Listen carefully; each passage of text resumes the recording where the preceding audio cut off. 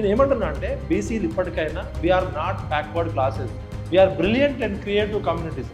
ఈ దేశ సంపదలో ఉత్పత్తి కులాలం, ఈ దేశ నిర్మాణంలో మేము భాగం. వీళ్ళకి టెక్నాలజీ ఇంటిగ్రేషన్ చేయలేదు, మార్కెట్ లింకేజ్ చేయలేదు. నేను మునురు కాపుకు చెందిన వ్యక్తిని, కొంచెం రెడ్ల తర్వాత మేమే ఉన్నాం. ఇక నేను ఒక్కడిని ఎమ్మెల్యే అయిపోతే నా మునురు కాపులంతా లాభపడ్డట్టేనా?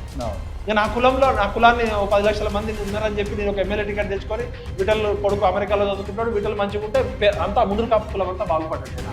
అది తప్పు. బీసీలలో కొంతమంది చెంచాగాల్లో, కొంతమంది బ్రోకర్గాల్లో బాగుపడ్డంత మాత్రాన బీసీలు బాగుపడ్డట్టు కాదు. ఫస్ట్ క్వాలిటీ ఎడ్యుకేషన్ కోసం, ఎకనామికల్ ఎంపవర్మెంట్ కోసం, టెక్నాలజీ అప్గ్రేడేషన్ కోసం పోరాటం చేయాలి. ఎక్కడన్నా మీరు ఇప్పుడు పంచాయతీ ఎలక్షన్లో ఎంపీటీసీ జెడ్పీటీసీ కోసం కొట్లాడుతున్నారు. మాకు విద్యారంగంలో రిజర్వేషన్లు పెట్టచ్చు, ఉపాధి రంగంలో పెట్టచ్చు. ఇలా కామారెడ్డి డిక్లరేషన్లో రేవంత్ రెడ్డి గారిని స్పష్టంగా రేవంత్ రెడ్డిని డిక్లేర్ చేస్తున్నా. నువ్వు సరే సరే ఎలక్షన్లో రిజర్వేషన్ పెట్టాలంటే కేంద్ర ప్రభుత్వము మోడీ అడ్డొస్తున్నాడు, రాష్ట్రపతి చేయట్లేదు, బీజేపీ అడ్డుకుంటున్నాను.